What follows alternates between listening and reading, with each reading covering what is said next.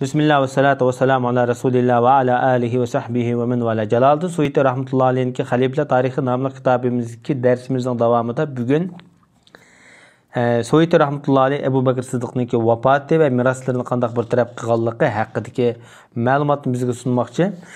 İmam Ahmed Ayşe radhiyallahu anha rivayet kılınışça bundaq deydi. Dadam Ebu Bekir'i ölüp gittiği vaqtida, yani sekratlık vaqtida bugün qaysı günü depte düşenbi günü desek, men bugün ölüp ketsem derhal meni saqlamanglar. Men Resulullah'a en yakın bolgan gün yoki kecha men en sevimlikdir. Yani bir gün bolsunmi yoki yarım saat bolsunmi men Resulullah'ın qıjığı yaqinroq burroq ketay deb shunaq degan. Demak, Ebu Bekir Sıddık'mı Resulullah'nınki yeni qılam deb naqlingan.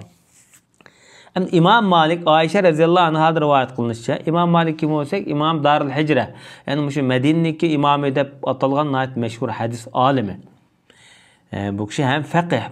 Bu kişinin Muvatta namlık bir kitabı var. Şu kitabı ile meşhur. Bu hadis kitapları içinde en burun yazılgan kitaplarınki biri. Hem Ayşe deydim ben dadam, yani Ebu Bekir bu ayolga Ayşe'ye 20 vesak miqdarda bir mal bergenken, ya xoma, açlık ve akıza degendek bir ormanlıktaki bir meledin. Bu ormanlık nerede degan vaqtda bugünkü mush Medine'nin şimal tarafiga, mush Uhud tarafiga joylashgan, hozirgi Mujamma-un Nur, Qarat deydigan bir rayonlar bor. Şu Mujamma-un Nur'niki arqa atroflar to'g'ri keldi. Şu yani burun g'abi deb atagan. Şu yali. Endi şu Medine'nin mescidin bir 10 kilometr, 7-8 kilometr atrofida. Endi ölüp gittiği vaqtida Abu Bekir'e bundaq depti, qizim, endi siz men en söyümlük insanlar içindeki en söyümlük bir balam, özünüz nayetde özünüz qanaatjan yoki nefsiniz ko'nglingiz to'q, boy deb. Endi mendan keyin qilib qalsangiz sizning kambag'al bo'lib qolishingiz nayetde menga ig'ir keladi. Men sizga 20 vasak mal bergandim dedi. Endi 20 vasak, bir vasak 60 sa. Bir vasak 60 sa bo'lsa, endi o'lmalar orasida ixtilof bor, chunki shaharlarning o'lcham birligi o'xshamaydi. Madinening o'lcham birligi bilan ayni vaqtdagi Iroqning o'lcham birligining orasida farq bor. Xuddi Qashqar bilan shu Oqsuning orasidagi chorakdimi farq bor. Masalan, Qashqarning 10 kiloni bir chorak hisoblasa, Oqsu tarafida uningda to'varak bir hisobli, bir chorak hisoblaydi. Shunga o'xshash. Shu endi piylar bir vasaqni 122 kilo 400 gram deb atagan ekan. Lekin jumhurlar, lekin Hanafilar bir vasaqni 195 kilogram deb atagan ekan. Agar bir 195 kilogram ni bir vasaq deb hisoblagan vaqtida 20 vasaq bu yerlik ochliq yoki xoma gap qilmay bu 4 tonnaga yaqin berib qoladi hamda. Demak, bu 3,5 tonnadan tortib yoki 2,5 tonnadan tortib 4 tonnaga bo'lgan atrofdagi bir ochliq mal hamda. Shuni Ayşe'ga bergan ekan Abu Bekir Siddiq. Bu nihoyatda qimmat, nihoyatda cho'ng mal bo'ladi hamda shu vaqtga nisbatan. Men sizga shuni bergandim. Agar uni yig'ib, saqlab, o'rab o'zingizdan qilib olsangiz mayli. Lekin men o'lib ketgandan keyin bu mirosga aylanib ketadi bu mal. Endi sizniki okungiz bor, fukungiz bor, singillaringiz bor. Uni Allohning kitobi bo'yicha shariat miros bo'yicha bo'langlar debdi. Dedim men dada, agar manda jiq, agar bu kichiklar 2 tonna 3 tonna mal ekan, manda yani tag'dak demakda. Mal bo'lsa men uni qo'yatdim. Esma, o mening singlim uxtak deb yani 2 dedingiz. Yani bir fikrim o degandikin Xarijaning qizi homildor edi. Balkim uni qizmik deb o'ylayman deb shunaq dedi. Abu Bakr o'ylab ketgan vaqtida bir qizi shu qo'saq qilib qolganda. Endi Ibn Sa'd yana bir rivoyatda bundaq degan. Endi Xarijaning qizi unda homildor edi deb mening xiyolimda u qizmiki uningga yaxshi g'amxo'rlik qilinglar dedi. Shuning bilan u ayol Ummu Kalsumni tuqqan edi dedi.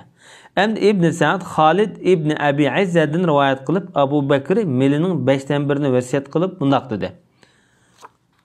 Men melimdan Allah musulmonlarning g'animatlaridan olganning o'qishini olaman degan. Musulmonlar masalan urushda g'animat olgan narsaning 5dan birini Allohga topshiramiz. Ya'ni Alloh buyurgan yerga.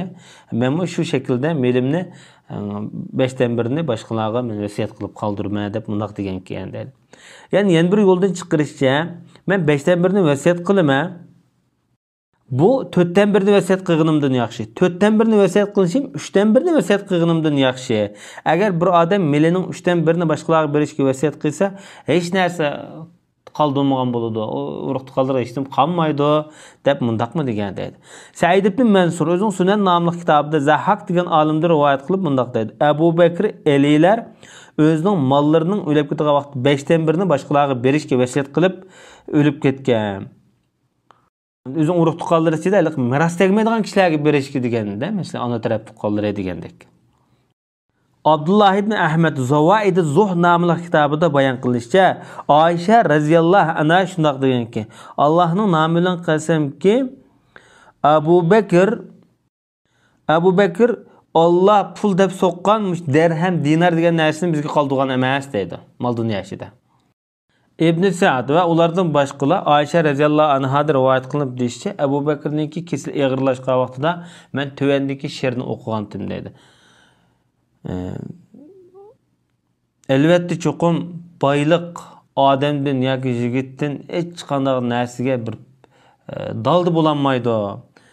Qanday vaqtida degan vaqtida odamniki maydisiga shu jon halqumga taqishib, kanayga shu jon taqashqa vaqtida boyliq insonga chiqanda foyda manfaat yetkazolmaydi deb she'rni o'qisam, o'zini elchib, azroq o'ziniki nimasi ekanda shu o'sha bada o'zini elchib, unda emas qizim, ma tövendiki mavz oyatni o'qigan. Va ja'as sakratul maut bil haqq zalika ma kunta minhu tahid. Men hamda o'lim sakrati kelgan vaqtida haqiqiy shaklda buni qochib qutlanmaysa degan mazmundagi oyat. Muşun o'qigan deb shunaq degan. Mening ma ikki poch kiyimim bor. Mush kiyimni chiroyli yuvib, mush kiyim bilan meni kepellanglar. Chunki oyat odamlar o'lik odamlardan yangi narsaga texim ehtiyojli. Ya'ni yangi raqlarni, yangi kiyimlarni setolib meni kepellab, pulni buzmanglar deb shunaq vasiyat qilgan. Abu Ya'laning Oyshadan rivoyat qilib deyishcha, Oysha bundoq degan ekan. Abu Bakrning sakratlik vaqtida kirib şu vaqtda men mundaq dedim. Men la yazalu dam'uhu muqanna'an fa innahu fi marratin madfuq. Hayatida yig'lab baqmagan deb cho'qim bir kuni maşı itilib naytı g'amkin holatda yig'laydi. Deb yani şu o'lim kuni eslatib shundaq desam, "Voy qizim, bundaq demay, mundaq degan" deb tövendeki vaja'at sakratul maut bil haqq degan oyatni o'qigan. Andaq mundaq dedi.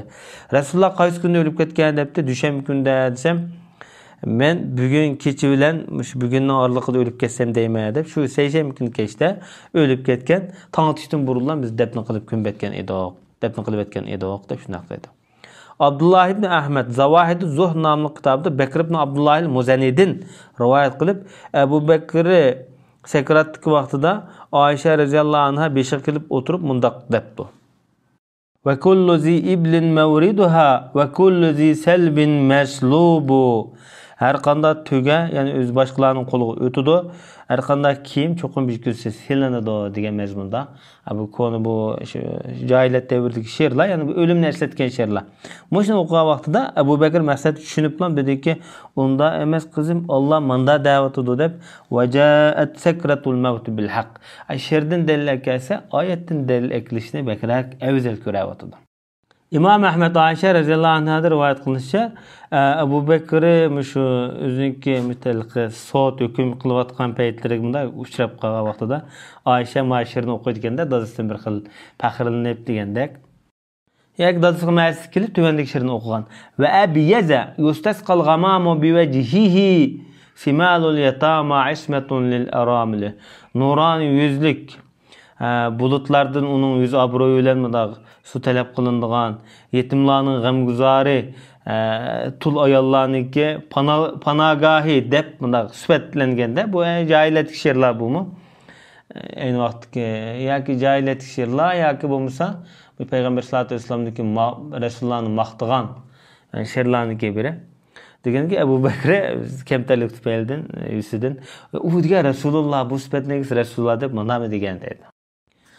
Abdullah ibn Ahmad Zawahid az-Zuhd nomli kitobida Ubadat ibn Nusiya degan olimdan rivoyat qilib, Abu Bakr sakratlik vaqtida Oyshaga mundaq degan ekan: "Mening mavi kiyimimni yuvib, mush orqali meni kepellanglar. Dadingiz bo'lsa, ikki odamning birisi bo'ladi. Yoki yaxshi kiyimni kiydi, yoki eng nachar shaklda kiyimlar tortilib yulib chiqiladi. Ya'ni ya uyan ya buyan bo'ladi oxiratda deb, ya'ni bir xil aytdi. Rasululloh shunday bir bishoratlarni bergan bo'lsa-mu, ya'ni Xudoga bo'lgan kamtarlik yusidir shu. Acizan holatda o'ziniki ojizligini Allohga ifodalagan. İbn Abi Dunya, İbn Abi Muleyka'da rivoyat qilib, Abu Bakr radhiyallohu anhu o'lib ketgan vaqtida ayoli Asma bint Umays degan ayolning yuyishini vasiyat qilgan. Bunun oğlu Abdurrahman ibn Ebu Bekir yardım bersin, su ekilip degende yardım bersin degan. Yani ölüp ketken adamda özün ayağlı yüzü boldu demekte. İbn Sa'id ibn Musayyib rivayet kılıp Ömer radıyallahu anhu Ebu Bekir'nin namazını okugan, meyit namazını. Yani kabirle munberinin aralıkında okugan, onunla 4 tekbir etkan dep şundaktaydı. Hem de Urve Qasim ibn Muhammed'in rivayet kılıp çıkırıp İbn Sa'd yana Abu Bakr Ayşe radhiyallahu anhaga vasiyat qilib, meni Rasulullah'ningki yeniga dafn qilinglar o'lib ketgan vaqtimda degan. Shuning bilan shu Rasul payg'ambarimizningki shu murisning uduliga barobar qilib, beshini ko'lab shu yerga ko'mgan, dafn qilgan. Demak, bu Abu Bakrningki lahat go'ri Rasulullahning qabrisiga chaplashtirib qo'yilgan dedi. Va Ibn Sa'id Ibn Umarda rivoyat qilib mundaq deydi. Abu Bakr'ninki go'riga Ömer, Talha, Osman, Abdurrahman ibn Abi Bakrlar tushgan, qo'yish uchun dedi.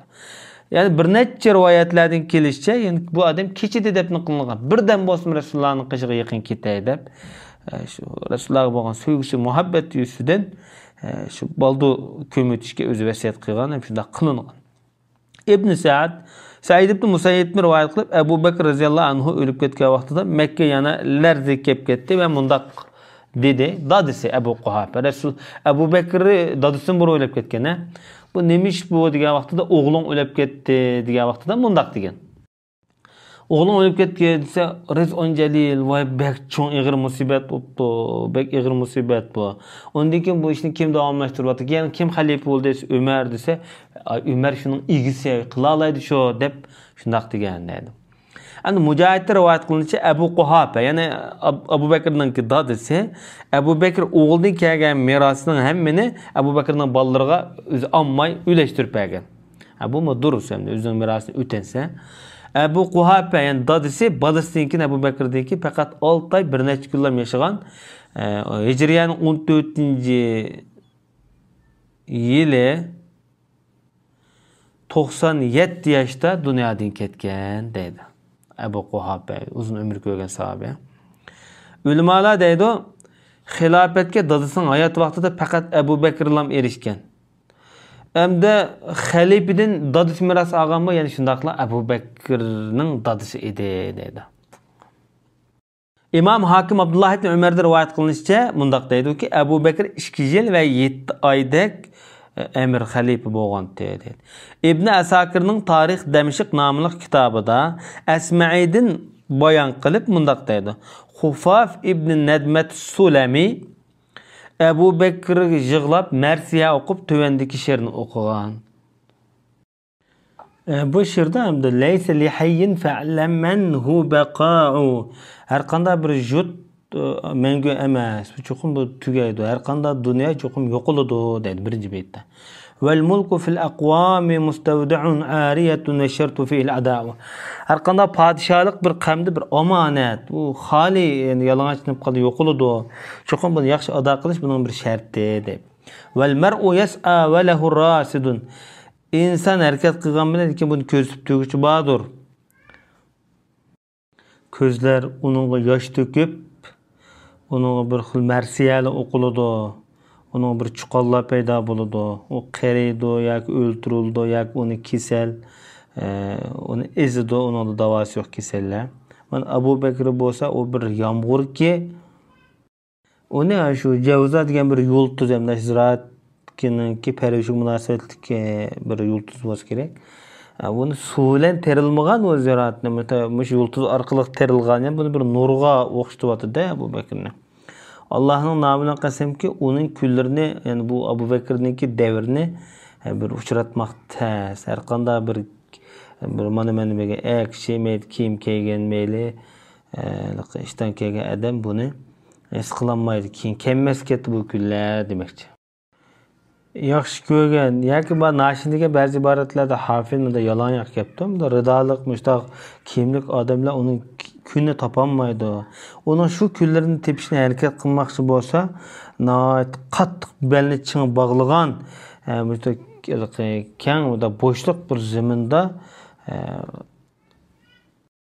bo'shliq bir zaminda yoki peshayvonda topgandek tepishga harakat qilsa, unda topolmaydi demoqchi. Yani buningdagi simvol nimaga qaratilgan deganda, nihoyat jiddiy holatda shu kiyimlarni turib, yalan yo'q, jiddiy minib, shu payg'ambarimiz o'lib ketgan kunsi xalifalikni qo'liga elib, musulmonlarning birligini saqlab qolganligi tamsil etilgan, bayon qilingan bu she'rda. Ve sallallahu ala nebiyyina Muhammed ve ala alihi ve sahbihi ecmaîn.